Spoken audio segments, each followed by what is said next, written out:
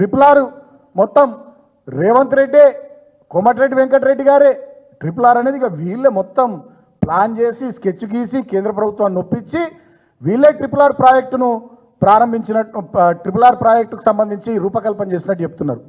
RRR project 2017లో BRS ప్రభుత్వం ప్రతిపాదిస్తే December 2018లో RRR ప్రాజెక్టుకు సంబంధించి తాత్కాలిక అనుమతులు ఆనాటి కేంద్ర ప్రభుత్వం మంజూరు చేసినప్పుడు ఈ విషయాలు నాకు ఎందుకు అవగాహన ఉన్నాయంటే నేను అప్పుడు పార్లమెంట్ సభ్యుని. నితిన్ గడ్కరీ గారు surface road transport minister, KCR గారు ఢిల్లీకి వచ్చినప్పుడల్లా చాలా సందర్భాల్లో ప్రైమ్ మినిస్టర్ గారిని కలిసినప్పుడు, నితిన్ గడ్కరీ గారిని కలిసినప్పుడు ఆనాడు ఎంపీలం మేమందరం కూడా కేసీఆర్ గారితో పాటు ఉన్నాం. ఆనాడు 2017లో ఈ RRRకు సంబంధించి రూపకల్పన మా ప్రభుత్వం చేస్తే 2018లో ఆనాటి కేంద్ర ప్రభుత్వం కేసీఆర్ గారి ఒత్తిడి మేరకు, కేసీఆర్ గారి రిక్వెస్ట్ మేరకు వాళ్ళు అనుమతులు కూడా ఇచ్చినటువంటి విషయాన్ని నేను గుర్తు చేస్తూ ఉన్నా. 2021లో జాతీయ రహదారుల సంస్థ ఈ RRRకు సంబంధించినటువంటి ఆ నార్త్ ఏరియా డిపిఆర్ కోసం టెండర్లను కూడా ఆనాడు జారీ చేయడం జరిగింది 2021లో, అంటే ఆనాడు మా ప్రభుత్వం ఉన్నప్పుడు.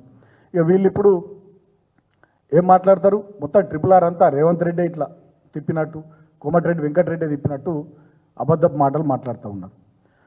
సో ఇక ఇంకొక ముఖ్యమైనటువంటి విషయం, రాష్ట్రంలో ఇటువంటి మంచి విషయాల మీద, నేను ఇందాక చెప్పినట్టుగా మంచి విషయాల మీద, వాళ్ళు ఇచ్చినటువంటి హామీల మీద, గ్యారంటీల మీద చర్చ జరగకుండా రాష్ట్ర ప్రజల దృష్టి మరల్చే కుట్ర.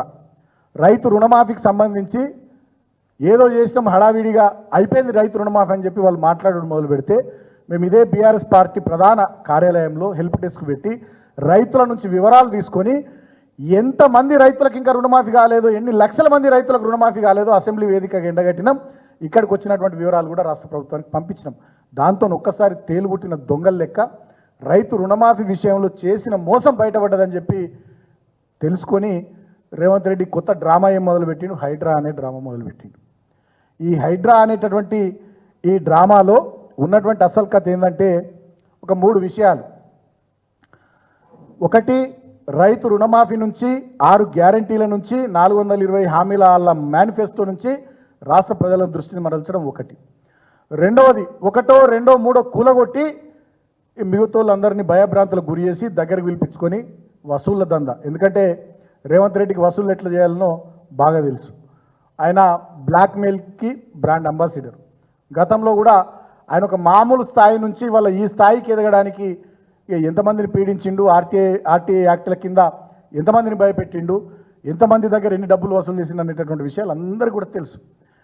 ఆనాడేమో అధికారం లేదు కాబట్టి రైట్ టు ఇన్ఫర్మేషన్ యాక్ట్ కింద, లేదంటే మీడియా సమావేశాలు పెట్టడం ద్వారా వాళ్ళని వీళ్ళని బెదిరించి ఆనాడు డబ్బులు వసూలు చేస్తుండే. ఇవాళ అధికారంలో ఉన్నాడు కదా, బాజాప్తా హైడ్రా అనే సంస్థను పెట్టిండు. హైడ్రా అనే సంస్థను పెట్టి 1-2 కొట్టి మిగతా వాళ్ళందరినీ భయపెట్టి డబ్బులు వసూలు చేయాలనేది రెండో కుట్ర. ఇక మూడో కుట్ర ఏంది, మొన్న 2023 అసెంబ్లీ ఎన్నికల్లో ఈయనకు ఒక్క సీట్ రాలే హైదరాబాద్లో. ఈ హైదరాబాద్ ప్రజల మీద, ముఖ్యంగా దళితులు, గిరిజనులు, బీసీలు, మైనారిటీలు, పేద ప్రజల బస్తీలు, ఎక్కడెక్కడనైతే ఏ పోలింగ్ బూత్లలో ఓట్లు ఎక్కువ బీఆర్ఎస్ పార్టీకి వచ్చినాయో వాటి మీద పగబట్టి ఆ చెరువుల పక్కన ఉండేటి వాళ్ళు కానీ, నాలాల పక్కన ఉండేటటువంటి వాళ్ళు కానీ, బస్తీలలో ఉండేటటువంటి దళితులు, బీసీలు, అమాయక లంబాడ ప్రజలు, అదేవిధంగా మైనారిటీ ప్రజల ఇళ్లను కూలగొట్టే టార్గెట్ పెట్టుకున్నాడు. అంటే ఆ రకంగా ఈ వర్గాల ప్రజల మీద కక్ష తీర్చుకుంటా ఉన్నాడు. నేను ఒకటే మాట వాళ్ళు అడుగుతా ఉన్నా, మీకు మంచిగా చూపిస్తా. రేవంత్ రెడ్డి ఆ మధ్య నాగార్జునది ఎన్ కన్వెన్షన్ కూలగొట్టిండు. నాగార్జునది N convention కూలగొట్టిండు. ఏం చెప్తాడు రేవంత్ రెడ్డి కానీ, వాళ్ళ ప్రభుత్వ పెద్దలు కానీ, అధికారులు కానీ ఏం చెప్తారంటే, తమ్మిడికుంట చెరువును ఆ ఎఫ్టీఎల్ జోన్లో, ఆ తమ్మిడికుంట చెరువు ఎఫ్టీఎల్ జోన్లో ఎన్ కన్వెన్షన్ ఉంది కాబట్టి కూలగొట్టినామని అంటారు. సరే, ఓకే, ఎన్ కన్వెన్షన్ కూలగొట్టిరు. హిమాయత్ సాగర్ చెరువులో, హిమాయత్ సాగర్కు సంబంధించినటువంటి చెరువులో, ఎఫ్టీఎల్లో కాదు చెరువులోనే, హిమాయత్ సాగర్లోనే ఆనంద కన్వెన్షన్ అనేటటువంటి కన్వెన్షన్ ఉంది. తమ్మిడికుంట చెరువులో ఎఫ్టీఎల్ జోన్లో, బఫర్ జోన్లో ఉన్నటువంటి ఎన్ కన్వెన్షన్ కూలగొట్టిన ఈ మొగోడు, ఈ సిపాయి, హైదరాబాద్లోని చెరువుల్ని రక్షించే రక్షకుడు రేవంత్ రెడ్డి హిమాయత్ సాగర్ చెరువులో కట్టినటువంటి ఆనంద కన్వెన్షన్ ఎందుకు కూలగొట్టలేడు? అంటే ఇండస్ట్రీలో నడుస్తున్నటువంటి టాక్ ఏంటంటే రేవంత్ రెడ్డి నాగార్జునను 400 కోట్లు అడిగిండట.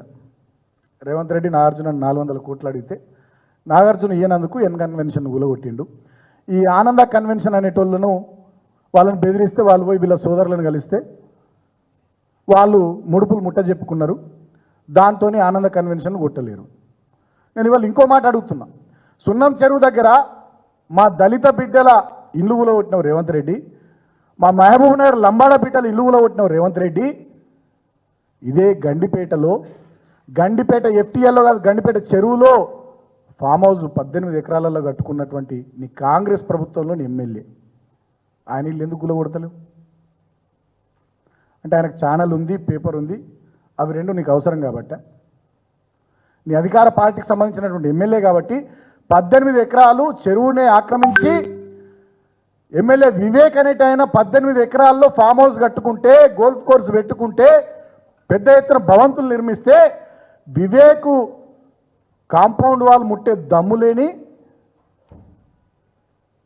నువ్వు పేద సున్నం చెరువు పక్కకు పేదోళ్ళు ఎవరో మహబూబ్ నగర్ నుంచి వేరే ఇతర జిల్లాల నుంచి వచ్చే దళితులు గిరిజనులు వాళ్ళేదో మామూలు పాపం ఏదో ఇండ్లు కట్టుకుంటే వాళ్ళని మాత్రం కూలగొట్టేందుకు నీ రంగనాథ్కు మంచిగానే బుల్డోజర్లు దొరుకుతాయి, ముఖ్యమంత్రి రేవంత్ రెడ్డికి బుల్డోజర్లు దొరుకుతాయి.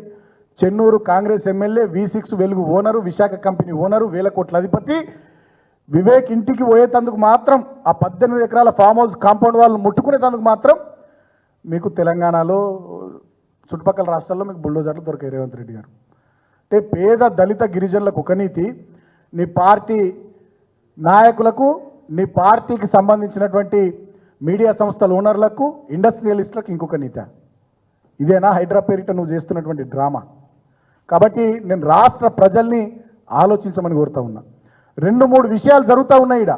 ఒకటి, వాళ్ళ మేనిఫెస్టోలో ఇచ్చినటువంటి 420 హామీల మీద చర్చ జరగకుండా, దాని గురించి ప్రజలు ఆలోచించకుండా, ఎవరు మాట్లాడకుండా, 6 గ్యారంటీల గురించి చర్చ జరగకుండా ఒక డైవర్షన్ టాక్టిక్ నడుస్తుంది. రెండోది, వీళ్ళకి ఎవరైతే వ్యతిరేకమో, వీళ్ళకి ఎవరైతే అనుకూలంగా లేరో, వీళ్ళు ఎవరైతే డబ్బులు అడిగితే ఇయ్యలేరో, రాజకీయంగా వీళ్ళకి ఎవరైతే కొంత ఇబ్బందికరంగా తయారైనరో, ఇతర పార్టీల వాళ్ళు ఉన్నారో వాళ్ళై కూలగొట్టాలి, పేదలై కూలగొట్టాలి అనేటటువంటి దానికోసం తెచ్చినటువంటిది హైడ్రా. ఇవాళ హైదరాబాద్ ఇంత విస్తరించి ఇంత పెరుగుతున్నటువంటి ఈ తరుణంలో వెస్ట్ హైదరాబాద్ బ్రహ్మాండంగా పెరుగుతుంది, ఎదుగుతుంది. సడన్గా ఈయన ఫార్మా సిటీ దాన్ని రద్దు, మొత్తం దాన్ని ఫ్యూచర్ సిటీ చేసి పారేస్తానంటాడు. దాని వెనుకున్న మతలబ్ ఏంది? ఆనాడు రైతుల దగ్గరికి వెళ్ళి మా ప్రభుత్వం భూములు సేకరించింది ఫార్మా సిటీకి సంబంధించి. ఫార్మా సిటీని నువ్వు ఎందుకు రద్దు చేస్తూ ఉన్నావు? అక్కడ ఫ్యూచర్ సిటీ పేరిట నువ్వెందుకు కొత్త రియల్ ఎస్టేట్ భూదంద చేస్తూ ఉన్నావు? ఇవాళ నేను అడుగుతా ఉన్నా, రేవంత్ రెడ్డి గారు సమాధానం చెప్పాలి.